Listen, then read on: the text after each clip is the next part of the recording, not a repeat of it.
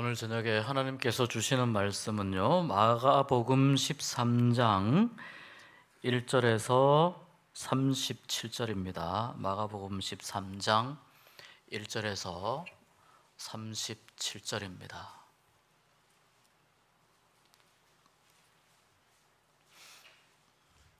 신약성경 77쪽입니다. 마가복음 13장 1절부터 37절 한 절씩 교독하겠습니다. 예수께서 성전에서 나가실 때에 제자 중 하나가 이르되 선생님이여 보소서, 이 돌들이 어떠하며 이 건물들이 어떠하니이까?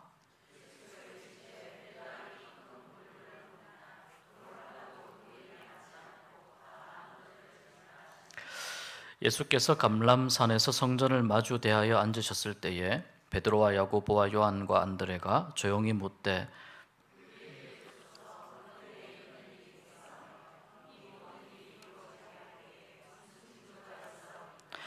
예수께서 이르시되 너희가 사람의 미혹을 받지 않도록 주의하라.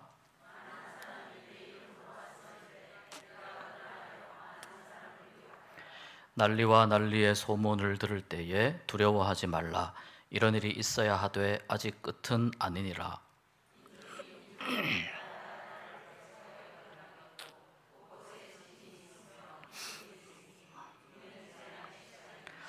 너희는 스스로 조심하라. 사람들이 너희를 공회에 넘겨주겠고 너희를 회당에서 매질하겠으며 나로 말미암아 너희가 권력자들과 임금들 앞에 서리니 이는 그들에게 증거가 되려 함이라.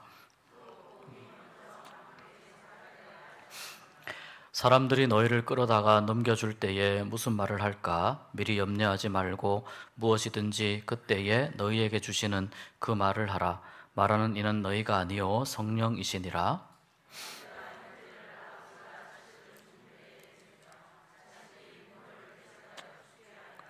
또 너희가 내 이름으로 말미암아 모든 사람에게 미움을 받을 것이나 끝까지 견디는 자는 구원을 받으리라.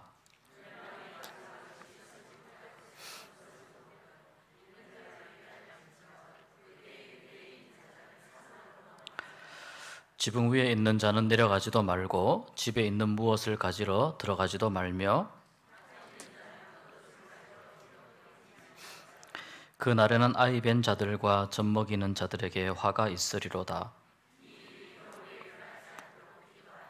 이는 그 날들이 환난의 날이 되겠음이라. 하나님께서 창조하신 시초부터 지금까지 이런 환난이 없었고 후에도 없으리라.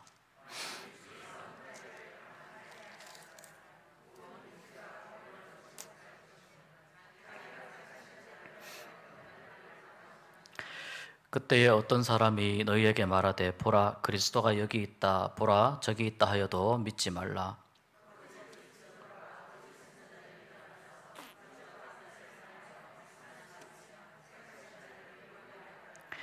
너희는 삼가라. 내가 모든 일을 너희에게 미리 말하였노라.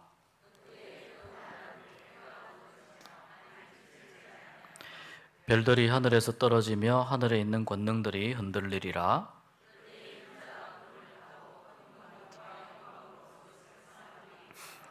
또 그때에 그가 천사들을 보내어 자기가 택하신 자들을 땅 끝으로부터 하늘 끝까지 사방에서 모으리라.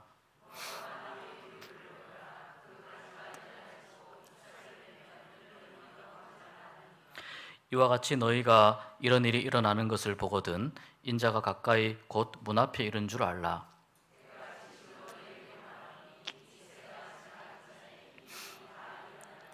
천지는 없어지겠으나 내 말은 없어지지 아니하리라.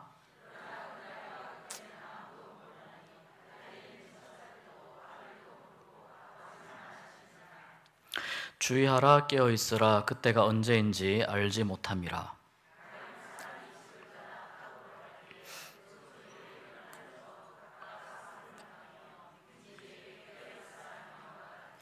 그러므로 깨어 있으라. 집주인이 언제 올는지 혹 저물 때일는지 밤중일는지 닭 울 때일는지 새벽일는지 너희가 알지 못함이라.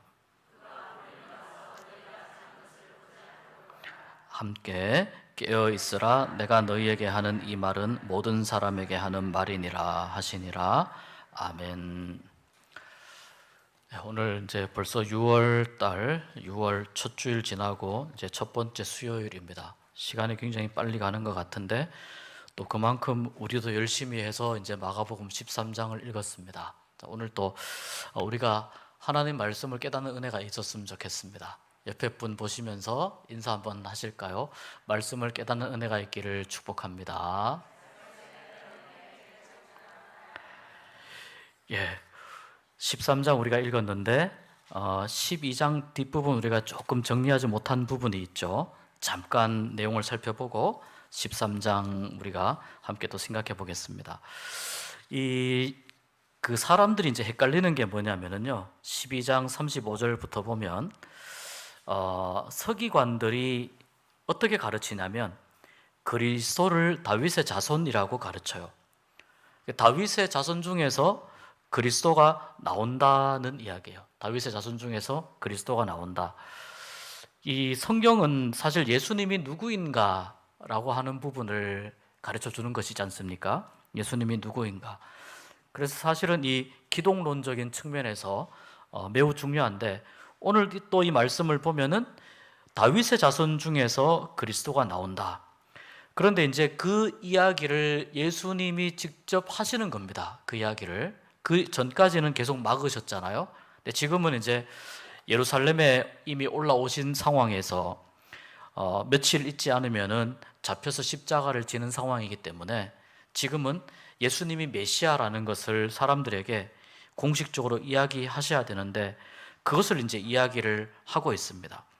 그런데 유대인들은 다 알고 있습니다. 메시아가 다윗의 자손이다. 다 알고 있고 성경에 이러한 내용이 나와 있다는 것도 알고 있습니다.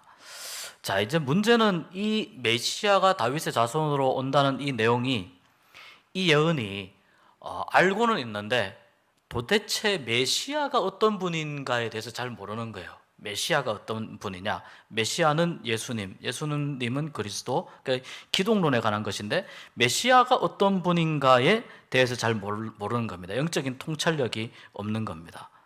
그런데 뭐라고 이야기했냐면 다윗이 이렇게 이야기했다는 거예요. 다윗이 시편 110편에 보면 다윗이 성령에 감동해서 자기의 자손에게 내 주님이라고 이야기했다는 거예요. 내 주님이라고 이야기했다는 거예요.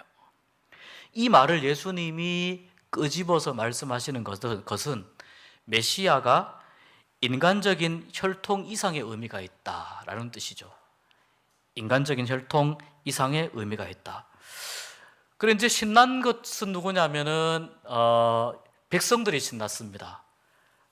자꾸 이제 서기관이든 바리새인들이든 이런 사람들이 논쟁을 붙었는데 예수님이 이 논쟁에서 아주 재미있게 가르치면서 이기시니까, 쉽게 말해서 자기들을 괴롭히던 당시의 종교 지도자들이 계속 예수님한테 깨지니까 백성들이 신났어요. 그래서 성경에 이렇게 말씀하는 거예요. 많은 사람들이 즐겁게 듣더라. 재미있게 듣더라. 예수님의 가르침이 재미있었다는 뜻이기도 하고 이 백성들이 예수님을 즐거워했다. 이런 의미도 있습니다. 그러니까 이 메시아는 혈통으로서의 메시아가 아니고 다윗이 성령에 감동해서 육적으로는 자기의 자손이지만 그러나 이미 그 성령에 감동하심으로 메시아이신 주님을 보았을 수 있다.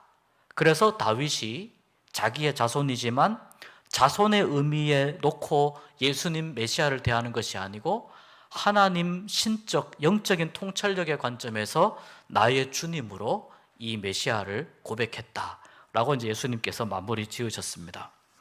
그리고 나서 서기관들에 관한 교훈을 지금 이제 하나를 더 하십니다. 말씀 설명드린 지난주에 설명을 잠깐 드렸었는데 서기관은 이 글을 기록하는 사람이지 않습니까? 다윗 왕이 이제 애굽의 그 시스템을 따와가지고 만들었습니다. 애굽이 좋은 시스템이 많이 있는데 그 중에 하나 이 서기관의 역할을 만들었는데 왕의 비서 이런 역할을 하는 겁니다. 또 회계를 담당하고 또 문서의 기록과 정리 이런 것들을 하게 되죠. 그런데 이제 계속 이 책을 문서를 가깝게 대하다 보니까 서기관들이 진화를 해가지고 똑똑해졌습니다. 정보를 많이 알게 되니까 똑똑해지지 않습니까? 그래서 서기관들이 율법학자의 역할까지 합니다.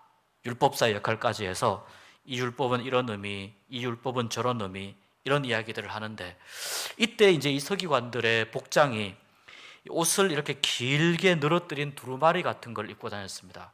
그 결혼식장에 가면은 신부가 드레스로 이렇게 쭉 끌어가면서 청소를 싹 하고 가지 않습니까? 쫙 끌고 가는데, 그것처럼 이 서기관이 드레스가 아니고 두루마리를 입고 이렇게 쭉 가면서, 이 말하자면 당시에 성전을 이렇게 휩쓸고 다닌 거죠. 아무래도 이 옷술이 길다 보면 좀 행동도 좀 고풍스러워지고 좀 우아해지고 이렇지만, 거기에 이제 서기관들은 굉장히 좀 잘난 척하면서 그렇게 다녔습니다. 이러한 서기관들을 조심해라. 이 서기관들이 이렇게 하고 다니고 그 다음에 인사받는 걸 너무 좋아한다. 인사받는 걸 좋아하는데, 이러한 서기관들을 이제 조심해라. 그렇게 이제 예수님이 말씀하시는 겁니다. 서기관들을 조심해야 되는 이유는, 여기 말씀에 보면 이제 과부의 가산을 삼키며 이렇게 기록이 되어 있습니다. 이게 보면 뭐 높은 자리에 앉고 윗자리에 앉는 거 좋아하고, 당시에 이 율법의 그 유대 사회에서는 사실 고아, 또 나그네, 또 과부, 이런 당시에 경제적으로 사회적으로 좀 돌봄이 필요한 분들을 잘 보호하고 보살펴야 되는데, 서기관들이 오히려 자기들의 이 권모술수로 오히려 없는 사람들의 재산을 더 빼앗았다는 거예요. 그 이제 대표적인 부류를 이야기해서 예수님이 과부의 가산을 삼킨다, 이렇게 지금 말씀하십니다. 이뿐만 아니라 보살핌을 받아야 할 사람들을 오히려 이렇게 좋은 말로 해가지고 더 돈을 더 뜯어내고 이제 이렇게 했다는 겁니다. 그런데 거기에다가 뿐만 아니라 이제 외식으로 길게 기도한다, 이런 그 내용이 있지 않습니까? 사람들에게는 윗자리에 앉아서 인사받는 걸 좋아하고, 하나님 앞에서는 이렇게 기도하는 척하는 거죠. 길게 기도하는 것을 사람들이 보면, 참 오래 기도하는 걸 보면, 와, 진짜 참 믿음이 좋은 사람이구나, 이렇게 생각할 수 있는데, 하나님은 뭘 보시냐면 중심을 보시지 않습니까? 우리는 외모를 보지만 하나님은 중심을 보십니다. 그래서 하나님의 관점에서, 또 예수님께서 보실 때에 자기가 경건하다, 신앙생활을 잘하고 있다, 이런 걸 자랑하려고 하는 정도밖에 되지 않는다. 자랑하려고 하는 마음이 너무 강하고 인정받으려고 하는 마음이 지금 너무 강하다. 이것을 이 외식한다라고 예수님이 표현합니다. 그런데 그렇게 이제 서기관들이 이 성전뜰을 이렇게 쭉 다니는 것을 지켜보시다가, 그 다음에 헌금, 그 과부에 관한 이야기가 나왔는데, 마침 그때 이제 이 예루살렘 성전에 헌금함이 여러 개가 있습니다. 헌금함이 보통 이렇게 나팔 모양의 헌금함이 있어서 거기에 성전세도 넣을 수 있고, 또 성전을 수리하는 비용도 이렇게 넣을 수 있는 그런 그 헌금함이 13개 정도가 있습니다. 9개는 성전세나 제물을 바치는 것이고요, 4개는 성전을 수리하고 또 성전을 장식하는 거, 우리도 이렇게 예쁘게 이렇게 화분으로 장식하고 있지만, 이런 장식하는 데 사용하는 그 헌금으로 4개의 헌금함이 있었습니다. 여기서 예수님이 말씀하는 이 부자가 서기관들일 수도 있을 것 같습니다. 또는 다른 사람들일 수도 물론 있겠습니다. 근데 이 사람들이 헌금을 넣는데 어떤 식으로 넣냐면요, 우리가 이렇게 500원짜리 많이 바꾸어 가지고 계속 넣는 거 있잖아요. 한꺼번에 다 넣는 게 아니고 일부러 500원짜리로 바꾸어 가지고 끊임없이 넣는 거예요. 내려가는 소리가 들리잖아요. 딸깍딸깍 하는 소리가 들리잖아요. 그런데 이제 10원짜리, 20원짜리가 아니고 제일 큰 동전인 50원짜리를 넣는 거예요. 계속해서 넣으면은 처음엔 사람들이 안 듣다가 나중에 이렇게 보면은 끊임없이 500원짜리를 넣고 있으니까, 큰 단위의 동전을 넣고 있으니까 이렇게 쳐다보는 겁니다. 그래서 여기에서 부자들이 많이 넣는데라고 하는 이 말은 넣고 있는데라는 의미입니다. 계속해서 넣고 있는데, 나 좀 봐달라는 겁니다. 나 지금 헌금하고 있어, 나 봐달라는 겁니다. 그런데 이제 거기에 위에 이제 이 서기관과 과부의 이야기가 나왔기 때문에 밑에 어느 한 그 과부의 어느 한 여인이죠. 이 여인이 동전을 가지고 오는데 우리 식으로 생각하면은 거의 뭐 한 10원, 100원 이 정도로 생각하시면 됩니다. 이 랩돈은요, 당시 그쪽에서 통용되던 화폐 중에 가장 작은 단위예요. 랩돈이. 이 랩돈 두 개를 합치면은 고드란트 하나입니다. 근데 이 고드란트는 참새 두 마리가 아사리온이거든요. 아사리온 하나거든요. 고드란트는 아사리온의 4분의 1입니다. 그러니까 고드란트 4개를 해야지 참새 두 마리를 살 수 있어요. 그런데 이 고드란트의 절반이니까 정말 어떻게 보면 그냥 빵 하나 사 먹을 수 있는 정도, 그 정도의 그 금액입니다. 이 금액을 아마 매우 조심스럽게 넣었을 겁니다.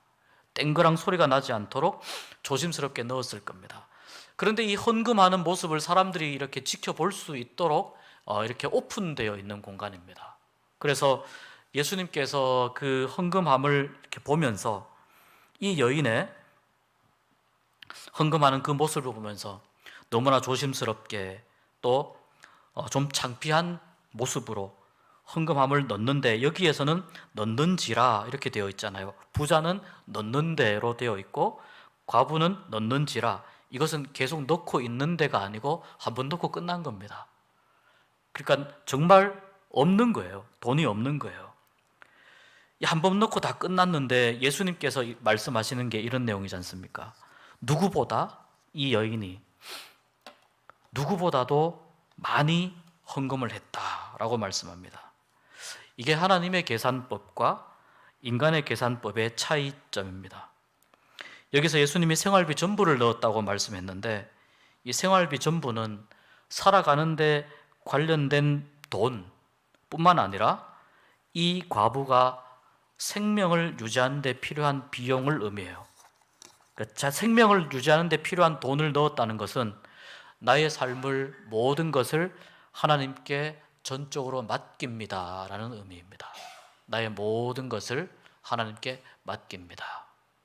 그러니까 자기 자신을 맡기는 것보다 더 큰 헌금은 없다라는 것이 예수님의 이 헌금에 대한 교훈입니다. 여기서 우리가 중요한 것은 액수의 문제가 아니라는 겁니다. 하나님 앞에 내가 헌금할 때요, 여러분, 우리가 하나님 앞에 예물을 드리고 헌금을 합니다. 근데 헌금할 때 우리의 마음이 예수님께서 칭찬하신 이 과부의 마음과 같았으면 좋겠습니다. 하나님, 제가 이 예물을 준비하기 위해서 내 삶 가운데에서 너무나 힘들게 땀을 흘렸습니다. 곤란한 일도 많이 겪고 어려운 일도 겪고 위기도 극복하면서 이 예물을 준비했습니다. 그런데 이 예물을 드리는데 예물만 드리는 것이 아니고 저의 모든 것을 하나님께 맡깁니다. 이런 마음으로 우리가 예물을 헌금을 했으면 좋겠습니다. 이런 마음으로 드리는 헌금을 하나님께서 귀하게 여기시고 받으신다는 겁니다. 11조든 우리 집사님 그 사탕 하나 추워서 꺼도 될 것 같습니다. 네. 계속 기침을 하셔가지고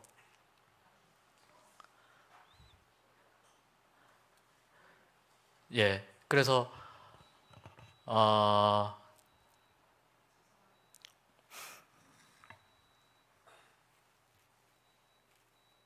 네 개네요. 두 개가 아니고. 네. 예물을 드릴 때에 정리하면은 나의 삶을 하나님께 전적으로 맡깁니다. 이 마음이 헌금할 때에 가장 중요한 마음이라고 볼 수 있습니다. 하나님께서 사실은 그 마음을 받으시는 거죠. 마음을 받으시는 것입니다. 그렇게 우리가 헌금할 때 의미를 잘 부여할 수 있으면 좋겠습니다. 13장으로 넘어옵니다. 마가복음 13장은 마태복음 24장, 25장과 비슷한 내용입니다. 내용이 많이 겹치는 부분이 있습니다.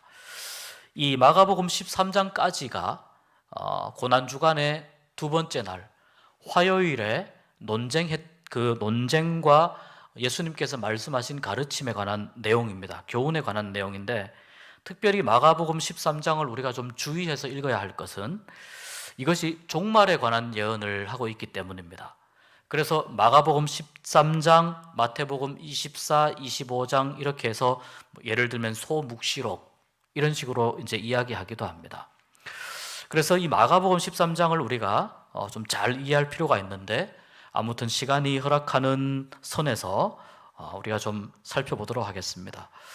이 마가복음을 제가 읽으면서 한편으로는 참 감사한 것이, 그래도 그 마가복음 전반적인 내용을 훑어 나간다는 의미에서는 굉장히 제가 감사한 마음이 저 자신에게도 있고, 저에게 감사하다는 뜻이 아니고 감사한 마음이 있고, 근데 좀 아쉬운 건 뭐냐면은 내용을 그래도 우리가 하시면서 아시겠지만 그래도 좀 상당히 피상적으로 우리가 읽을 수밖에 없거든요. 의미가 무엇인지 해석하는 정도에서 읽을 수밖에 없기 때문에 이렇게 쭉 이 수요신앙 아카데미를 하면서 이 말씀을 읽으면서 나는 어떻게 하면 좋을지 나에게 적용하는 그런 시간들은 개인적으로 좀 가지시면 어떨까라는 생각이 있습니다.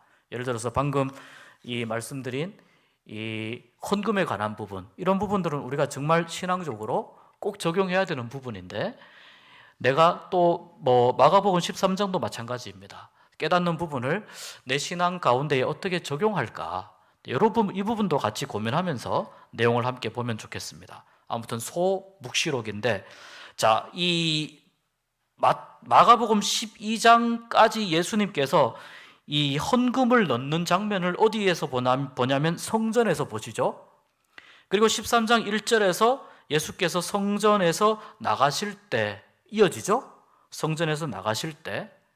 그런데 이 성전이 무슨 성전이냐면 헤롯이 지은 헤롯 성전이에요. 이 헤롯은 굉장히 그 예술가적 기질이 탁월했던 사람입니다. 그래서 이스라엘 사람들에게 사실은 점수를 따려고 이 성전을 헤롯이 지어준 건데, 계속해서 예수님 당시에 공사가 진행 중이었습니다. 외부의 공사는 상당히 진척이 되었고 워낙 잘 지었는데, 어느 정도 크냐면은 당시에 이 예루살렘 성전의 그 터가 예루살렘 전체 면적의 한 6분의 1 정도에 달할 만큼 컸다고 합니다. 그리고 성전에 놓는 주춧돌 있지 않습니까? 이 주춧돌이 크기가 이런 크기가 있었답니다. 가로 7.3m, 세로 1.2m 정도의 크기가 되는 굉장히 큰 주춧돌이 이렇게 놓일 만큼 웅장한 건물이었다고 합니다. 거기다가 황금을 많이 사용해서 치장을 했습니다. 그래서 이 성전이 너무 화려하니까 제자가 나오면서 와, 정말 이거 성전 기막히지 않습니까? 라고 예수님께 말씀하고 있는 겁니다.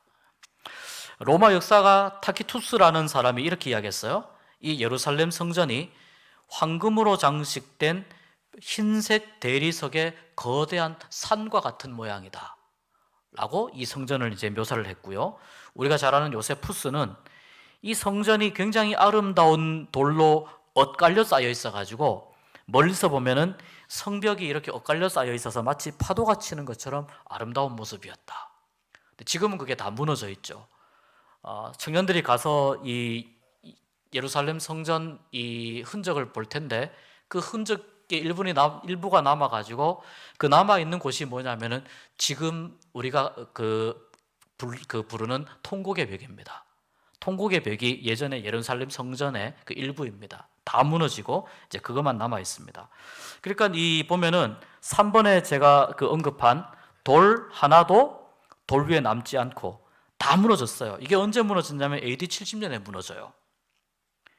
이때 이제 무너지는데, 그때 AD 70년에 이 화려한 성전이 이제 무너지는데, 당시에는 장군이죠. 티투스라고 하는 사람이 완전히 이 예루살렘을 점령하면서 예루살렘 성전 자체가 완전히 엉망이 됩니다.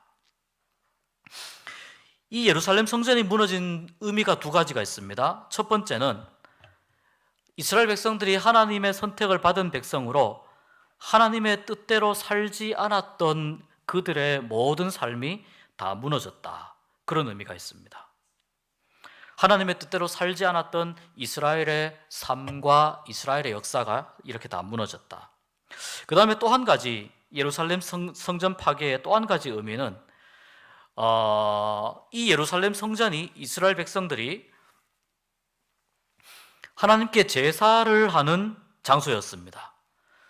그런데 이제 예수님이 지금 오셔서 예수님이 십자가에서 죽으시면서 히브리서에서 이야기하지 않습니까? 한 번의 영원한 속죄 제물이 되셨습니다. 예수님이. 그 이전에는 계속해서 속죄 제물과 번제 제물을 반복해서 드려야 되지만 예수님이 오셔서 예수님의 희생과 죽음과 부활로 인해서 예수님이 영원한 속죄 제물이 되셨기 때문에 더 이상 이러한 피 흘리는 제사는 더 이상 의미가 없어지는 겁니다. 그러면 성전이 굳이 존재할 이유가 없는 것이죠. 그러니까 참 희한하게도 이 성전에서 이루어지는 구약에서의 제사가 이제 더 이상은 필요 없다라고 하는 이 메시지도 이 성전이 무너지는 이 역사 가운데에 같이 들어가 있는 겁니다. 이스라엘 백성들의 삶이, 신앙이 무너진 것, 그 상징이죠. 그리고 이제 더 이상 구약의 제사가 필요 없다. 굳이 예루살렘 성전에서 이렇게 하지 않아도 된다. 지금은 그 예루살렘 사진을 보면은 그 가운데에 이렇게 황금돔 모양의 그 이슬람 사원, 모스크 사원이 이제 그 예루살렘 성전터에 서 있고, 아까 말씀드린 대로 그 옆에 통곡의 벽이, 예루살렘 성전의 흔적이 옆에 있어가지고 이제 거기에 가서 다들 통곡을 하고 온다고 하더라고요. 예, 그때 이제 이 예루살렘의 그 이 멸망과 또 신앙적으로 바르게 살지 못한 이런 부분들을 가서 회개하고 통곡하고 기도하면서 또 예루살렘 성전을 그리워하면서 이렇게 통곡하는 통곡의 벽이 거기 되어 있습니다. 이렇게 예수님이 성전을 나오시면서 이 예루살렘 성전에 대해서 말씀하십니다. 자, 그리고 성전을 나와서 어디로 가시냐면 3절에 보면은 여기서 조금만 가면은 감람산으로 갈 수 있습니다. 조금만 가면 감람산으로 가서 그 감람산에서 성전이 보이게 앉았습니다. 예수님이 성전이 여기 앞에 보이는데 거기에 앉았습니다. 4명의 제자가 나와서 뭘 묻냐면은 예수님이 성전이 무너질 것이다 라고 하는 말씀을 하셨는데, 자, 이것이 언제 이런 일이 일어나겠습니까? 라고 묻습니다. 4절 한번 잠깐 보실까요? 4절 보시면 우리 한번 읽어보겠습니다. 우리에게 이르소서 어느 때에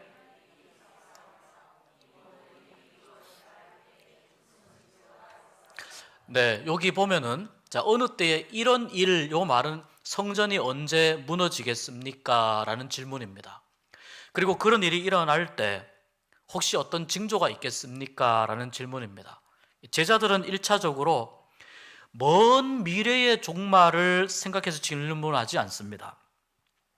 그러니까 오늘 이 마가복음 13장은 두 가지의 의미가 있습니다. 하나는 이 예루살렘의 멸망과 예루살렘 성전의 파괴에 관한 예수님의 그 메시지가 들어있고, 또 하나는 동시에 이 세상의 종말에 관한 메시지가 같이 이 마가복음 13장에 같이 녹아 있습니다.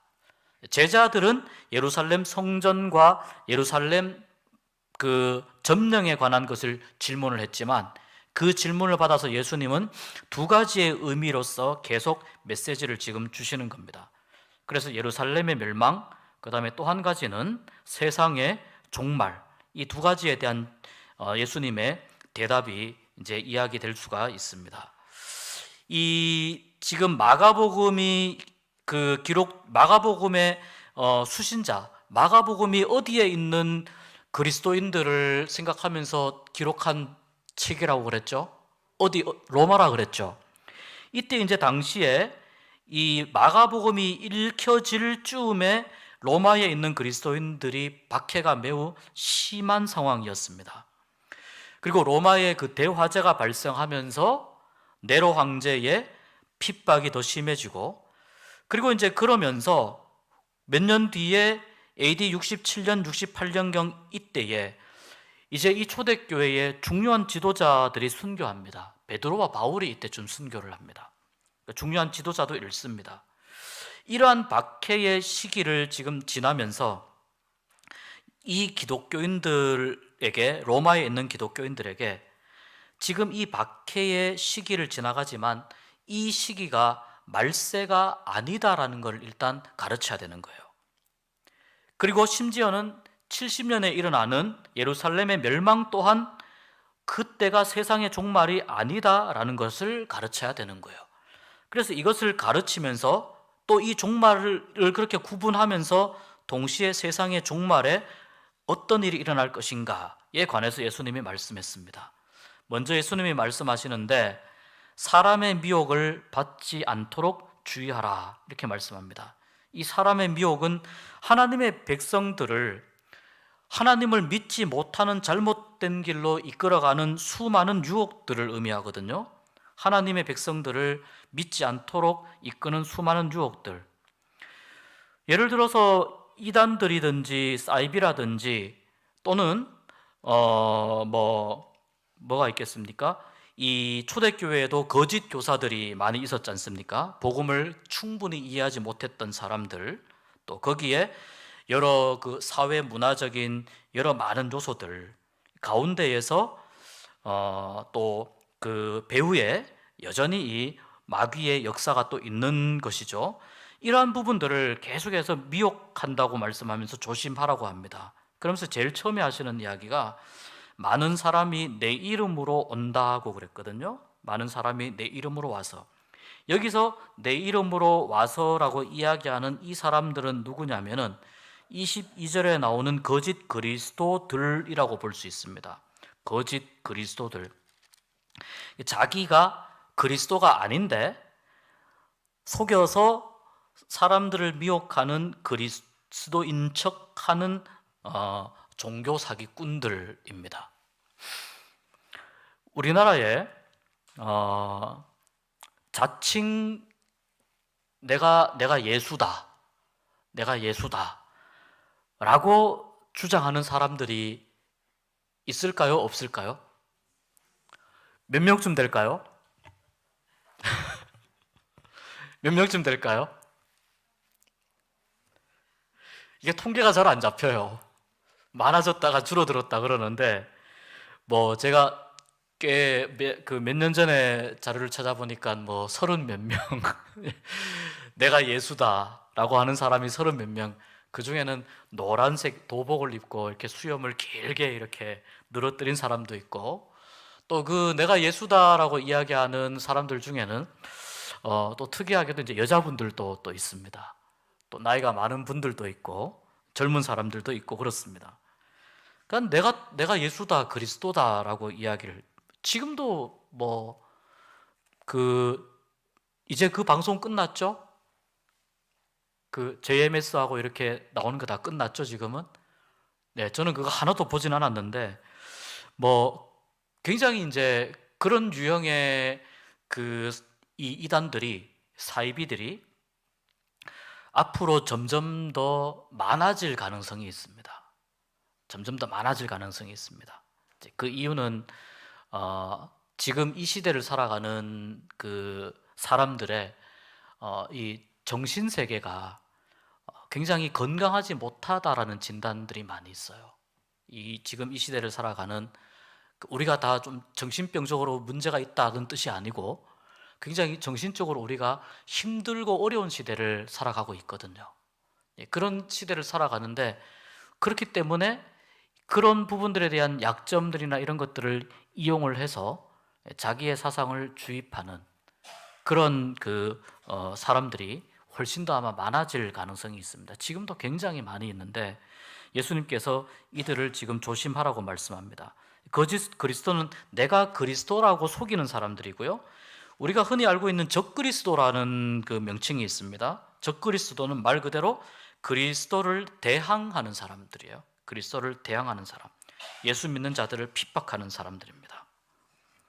그래서 거짓 그리스도이든 적그리스도이든 아무튼 와가지고 여러 가지 미혹하는 것들을 조심해라. 그리고 난리와 난리, 그 다음에 또 전쟁과 전투, 민족이 민족을, 나라가 나라를, 지진과 기근과 이 모든 소식들을 듣게 될 것이다.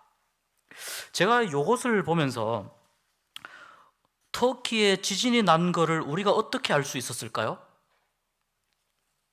매스컴을 통해서 알 수 있죠. 그렇지 않으면 지금 터키에 지진 난 걸 아마 모를 겁니다. 그죠? 우크라이나에 전쟁 난 거를 우리가 알 수 없을 겁니다. 매스컴을 통해서 알 수 있죠. 그러니까 이 곳곳에 민족과 나라와 또 지진과 기근과 이런 많은 소식들이 지금 지구촌 어디에서든 일어나는 소식들을 우리가 안방에서 다 들을 수가 있습니다. 그래서 이 말씀의 그 이면에는 이 인류의 문명이 계속해서 발달해 가는 하나의 그런 과정을 전제로 하고 이 말씀을 하시는 것이 아닌가라는 생각을 조금 하게 됩니다. 사람들의 문명이 발달하게 되면 사람들을 미혹하는 것들이 훨씬 더 많아집니다. 물론 우리가 누릴 것들도 많아지는데요, 정말 건강한 신앙으로 잘 누려야 되는데 미혹하는 것들도 굉장히 많아집니다. 그런데 이 이제 인류의 그 문명이 발달하는 것과 그럼 하나님의 역사가 어떤 관련이 있느냐, 제가 한 예를 들어드리겠습니다. 우리가 1517년입니까? 1517년 10월 31일 마틴 루터가 비텐베르크 성 교회에 그 95개조 반박문을 붙이면서 종교개혁이 시작이 됐습니다. 그런데 이 종교개혁이요, 그냥 찻잔 안의 태풍으로 끝날 수도 있었습니다. 그런데 종교개혁이 전 유럽으로 확장될 수 있었던 그때 당시에 중요한 이 문명사적인 사건, 아무튼 과학적인 사건이 있습니다. 그게 뭐냐면은 인쇄술의 발명이에요. 인쇄술을 발명을 하게 되니까 사람들이 어떻게 되냐면은 자기의 언어로 된 성경을 읽는 거예요. 그전에는 인쇄술이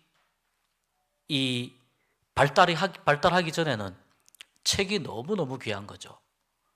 그리고 그전에는 이 성경책은 다 라틴어로 기록이 되어 있어요. 그 라틴어로 기록된 성경을 일반 성도들은 읽을 수가 없어요. 성경을 읽지 못하면은 그냥 일방적인 가르침을 그런가 보다라고 하고 받아들이게 되죠. 그런데 인쇄술이 발달하면서 그 라틴어는 굉장히 고상한 언어이고, 예를 들어 루터가 독일어로 성경을 번역하지 않습니까? 얀 후스가 체코어로 성경을 번역하지 않습니까? 독일어로 번역된 성경, 체코어로 번역된 성경, 독일어나 체코 말은 그때 당시에는 성경을 담을 수 없는 언어예요. 천박한 언어예요. 그런데 이것을 독일말로 성경을 번역을 했는데, 번역해가지고 그대로 있으면은 사람들의 신앙이 깨어날 수가 없어요. 이 성경을 사람들에게 나누어 줄 수 있는 방법이 없는데, 그 방법이 뭐냐면 인쇄술이 발달하기 시작한 거예요. 인쇄술이 발달하면서 우리나라 말로 된 성경을 내가 받아보게 되니까 성경을 읽으면서 성경의 의미를 깨달으면서 제대로 된 신앙과 믿음이 무엇인가에 대해서 질문을 하게 됩니다. 그러니까 우리가 때로는 하나님께서 이 사건뿐만 아니라 하나님께서 역사하시는 그 과정 속에는 사람들의 환경이나 때로는 어떤 물질 문명이나 여러 가지 과학적인 요소라든지 이런 것들을 하나님께서 사용을 하신다라는 것을 우리가 전제로 하면 좋을 것 같습니다. 그렇게 전제를 하고 우리가 이해하는 것이 조금 더 우리의 삶 가운데 역사하시는 하나님을 볼 수 있는 좋은 관점이라고 볼 수가 있습니다.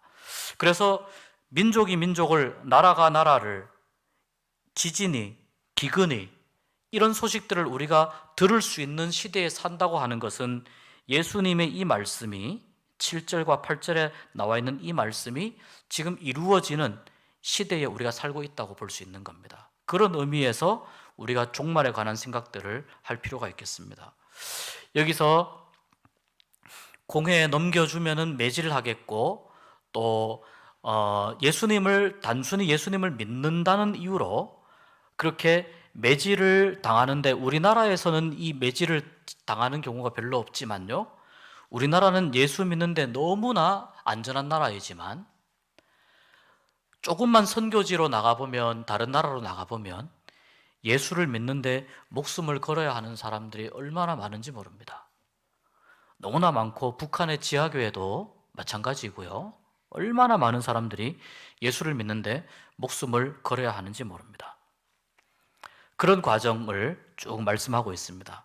그러나 이 복음이 만국의 7번의 모든 나라에 전파될 때, 자, 모든 나라가 완전히 복음화될 때가 아니고 모든 나라의 모든 민족 족속에게 전파될 때라고 말씀하세요. 전파될 때. 그때가 언제인가? 그때가 언제인가? 뒤에 나오지만 하나님만 아신다는 겁니다. 그때를. 그런데 이 말세에 가까워지게 되면 가족 간의 이 신앙의 문제 때문에 여러 가지 어려움과 갈등, 때로는 서로를 배신하는 일들이 생길 수 있고 때로는 죽음에 이르는 일까지 발생할 수 있는데 이것이 이 고통스러운 말세의 현상이다, 말세의 환란이다 라고 예수님께서 지금 가르치고 계시는 겁니다. 예수님께서 13장에서 하고 계시는 말씀은 딱 두 가지입니다. 첫 번째는 13절 끝에 끝까지 견디는 자는 구원을 받으리라 입니다. 끝까지 견디라 입니다. 그 다음에 두 번째 예수님이 하시는 말씀은 37절에 보면 깨어있으라 입니다. 깨어있으라. 끝까지 견디라. 그 다음에 깨어있으라. 이 말씀으로 예수님이 이 종말을 어떻게 지나갈 것인가, 어떻게 견딜 것인가에 대해서 말씀합니다. 14절로 넘어와 가지고 멸망에 가증한 것이 서지 못할 곳에 선 것을 보거든. 자, 요 말씀이 이제 조금 어렵습니다. 이게 마태복음하고 우리가 조금 교차해서 읽어야 되는데 마태복음에 이렇게 기록이 되어 있습니다. 선지자 다니엘이 말한 바 멸망에 가증한 것. 그래서 이 내용을 그대로 옮기면은 이렇게 정리할 수 있습니다. 폐허를, 모든 것을 무너뜨리는 것을 초래하는 매우 혐오스러운 그런 것이 거룩한 성전에 서 있는 것을 보거든 이라고 이해할 수 있습니다.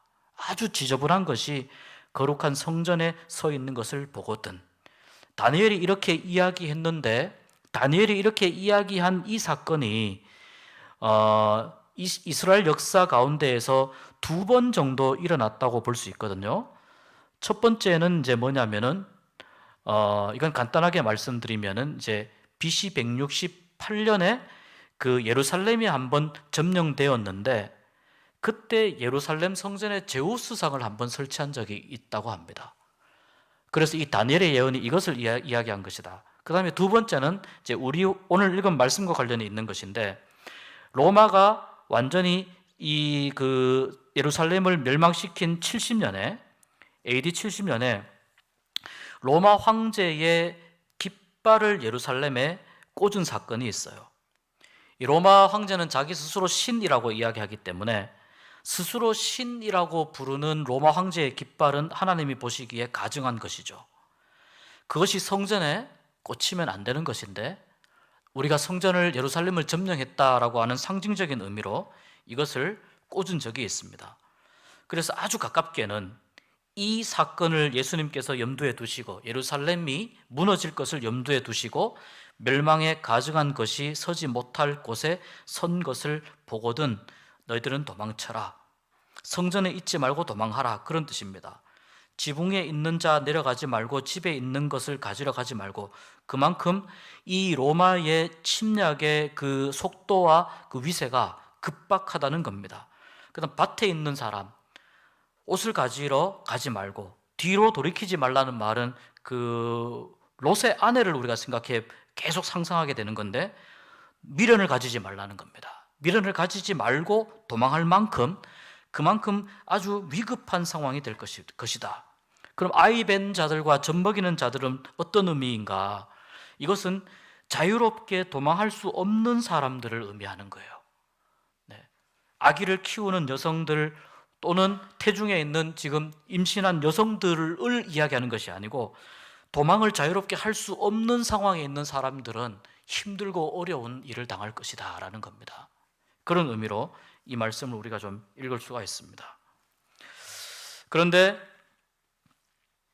동시에 예수님께서 이 말씀을 하시고 나서 이제 20절에 보면은 주께서 그 날들을 감하지 아니하셨더라면 이렇게 이제 말씀하십니다. 20절에. 자, 하나님께서 만약에 이 시간을 줄이지 않으셨다면 종말에 닥칠 그 환란의 시간, 요 이전까지는 무슨 이야기냐면은 예루살렘이 멸망하는 사건을 이야기하는 거거든요.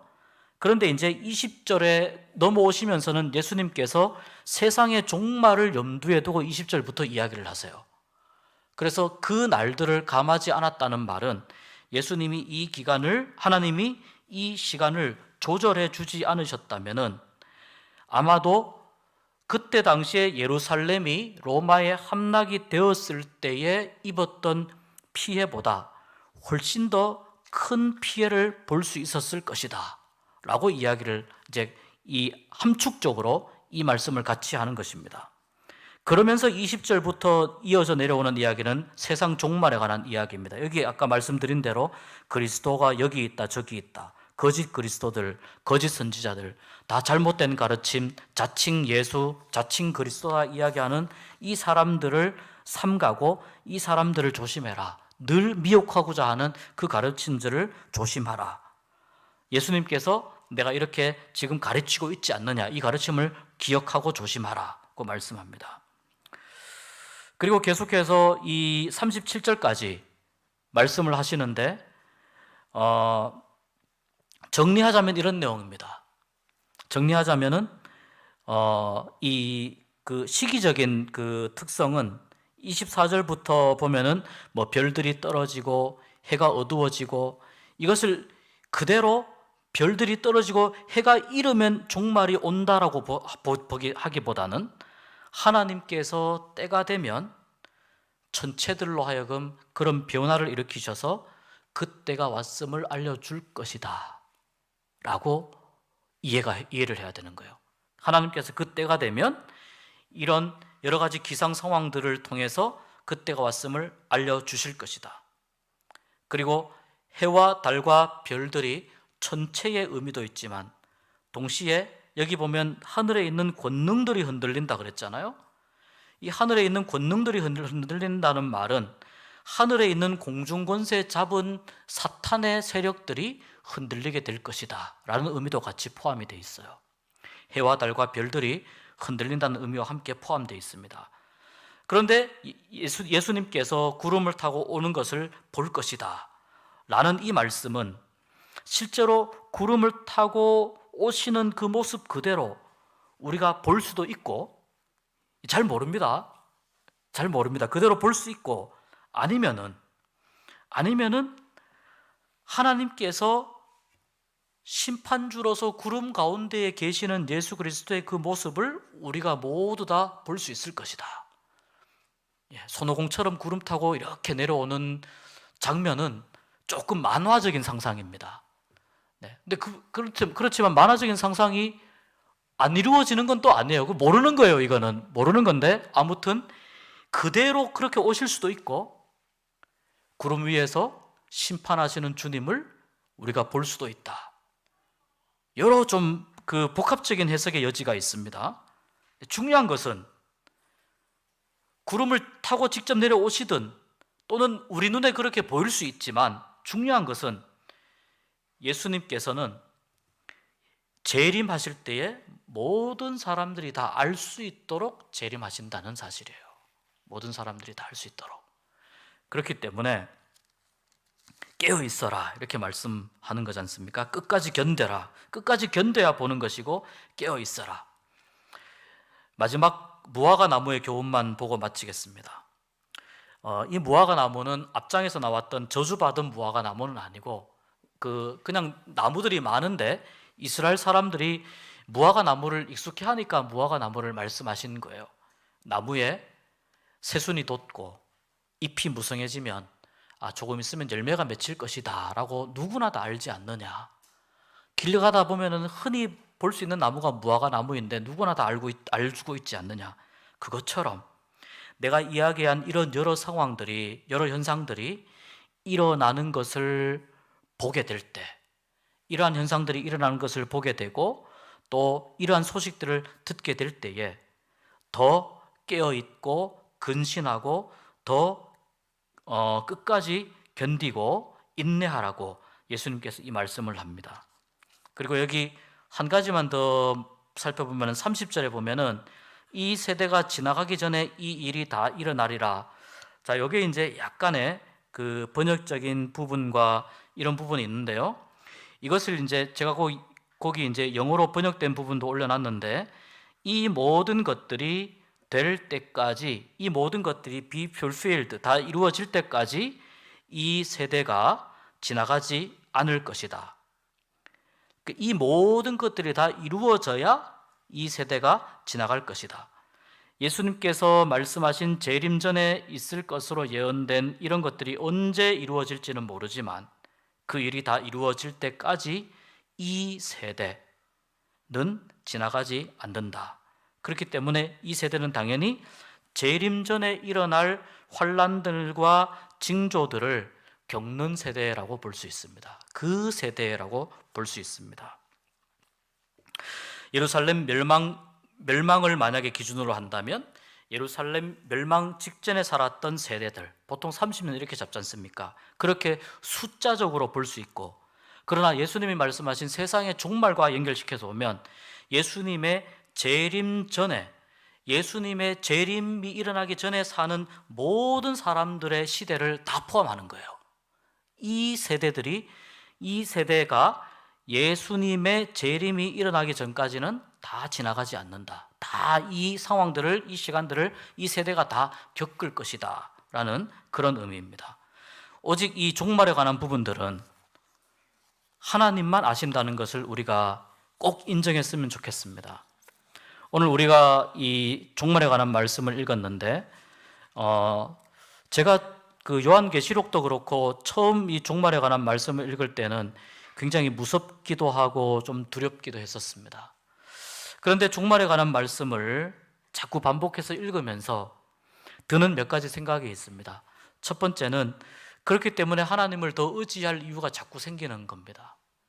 이걸 너무 신비적으로 또는 너무 예를 들어서 작년보다 올해 지진이 몇 번 더 일어났으니까 아싸 종말이 가까워졌어 이렇게 생각하시면 안 되고요. 이렇게 도식적으로 너무 산술적으로 생각하시면 안 되고, 이 역사의 흐름 속에서 지금 아무튼 우리가 이 세대를 살고 있습니다. 예수님이 말씀하신 이 세대를 살아가고 있는데, 이 살아가면서 이 성경에서 이야기하고 있는 이런 여러 가지 현상들이 지금 거의 우리가 다 경험을 하고 있는 현상들이거든요. 그렇기 때문에 오늘 종말이 일어나도 사실 그렇게 이상할 상황이 아닌 거예요. 오늘 예수님이 재림하셔도. 예전에 어느 그 부흥회에 갔는데 그 부흥 강사님이 그런 이야기를 하신 적이 있습니다. 예수님이 언제 오실 것 같냐, 이런 이제 이야기를 한 적이 있습니다. 예수님이 주일날은 안 오실 것 같다. 왜냐하면 주일날에는 사람들이 아무튼 쉬는 날이고 해서 교회에 다 오니까. 그럼 언제 올 것 같냐? 수요일에 올 것 같다. 수요일에. 근데 수요일에도 그냥 맑은 날씨에 오시진 않을 것 같고 비가 오는 수요일에 오실 것 같다. 이렇게 이제 그 농담처럼 이야기하신 거죠. 근데 설득력이 있었습니다. 비가 오는 수요일에는 빨간 장비가 아니고, 이 비가 오는 수요일에는 아무튼 내가 오늘은 좀 쉬자, 이런 마음이 우리가 생긴다는 거예요. 우리가 이런 마음이 생기고 또 좀 내가 오늘은 좀 주님도 이해해 주시겠지, 이런 마음이 생긴다는 거예요. 근데 우리가 신앙을 중심으로 살아가면서 내 삶의 나름의 원칙과 규칙을 가지고 살아갈 필요가 있는데요, 그것은 다른 누군가에게 칭찬받기 위함도 아니고 누군가에게 보여주기 위함도 아니고, 정말 이것은 나의 신앙 고백으로서의 하나님에 대한 나의 신앙의 모습인 거거든요. 저는 그 부흥 강사님의 말씀을 그렇게 이해했습니다. 우리가 때로는 교회 나오기 어려운 상황을 만나기도 합니다. 사실 만나기도 하는 게 아니라 교회 나오기 어려운 상황들이 시시때때로 일어납니다. 주일 지키기 어려운 상황도 생기고요. 말씀 배우고 하나님께 예배하기 힘들고 어려운 상황들을 정말 수시로 만납니다. 근데 그때 내가 원칙을 가지고 우선순위를 가지고 하나님과 했던 약속을 지키고자 하는 나의 이 의지가 있으면은 그런 상황이나 환경이나 이런 것들에 오늘 말씀에서처럼 미혹되지 않고 끌려가지 않게 되고 나의 신앙을 지키게 되는 거죠. 우리가 그 어떤 신앙을 좀 회복했으면 좋겠냐면은 내 체면을 지키는 신앙은 우리가 좀 내려놨으면 좋겠어요. 내 체면, 그 다음에 나의 어떤 위치, 이것보다 더 중요한 게 뭐냐면 하나님은 그렇잖아요. 하나님은 우리가 한 사람의 성도로서 얼마나 믿음을 잘 지키고 신앙을 잘 지켰느냐에 관심이 있지, 어떤 직분을 가지고 어떻게 했느냐, 직분을 받았느냐 안 받았느냐. 제가 예를 들어서 제가 천국에 갔을 때 저보고 목사로서 잘 살았느냐, 물론 그거 저한테 물으실 것 같아요. 근데 그것보다 저에게 더 먼저 물으실 것은 너도 한 사람의 그리스도인으로서 신앙을 지키면서 살았느냐, 저에게도 그것을 물으실 것 같거든요. 근데 우리 모두가 다 똑같은 질문 앞에 설 것 같아요. 하나님 앞에서 체면 내려놓고 여러 가지 사람들의 시선 내려놓고 하나님 앞에서 정말 그 순수한 믿음으로 그 신앙을 지키기 위해서 환경과 여건과 또 날씨와 여러 가지 이런 것들을 내려놓고 믿음을 지키기 위해서 그렇게 나를 사랑하면서 그렇게 살았느냐, 이것을 묻지 않으실까 싶습니다. 오늘 말씀의 핵심은 이것입니다. 끝까지 견디는 자는 구원을 받으리라, 그리고 깨어 있으라입니다. 여러분, 끝까지 견디는 신앙생활 하시기를 바랍니다. 주님이 우리에게 요구하시는 신앙생활이고, 그리고 꼭 깨어있는 신앙을 가지시기를 바라겠습니다. 깨어있는 신앙으로 하나님을 감동시키는, 또 하나님의 뜻에 합당한 그러한 신앙인으로 우리가 매일매일의 삶이 그렇게 쌓일 때 은혜를 누리게 되고 우리의 삶이 영적인 싸움에서도 승리하고 이기게 될 줄로 믿습니다. 네, 우리 한 1분 정도 기도하고 마치겠습니다. 종말의 여러 징조들이, 여러 소식들이 들려오는 시대를 살고 있습니다. 이럴 때일수록 미혹되지 않게 하여 주시고, 또 올바른 믿음과 판단력으로 끝까지 견디게 하시고 깨어있게 하여 주시옵소서. 우리 간절하게 짧게 기도하도록 하겠습니다. 하나님, 은혜를 감사합니다. 아버지 하나님,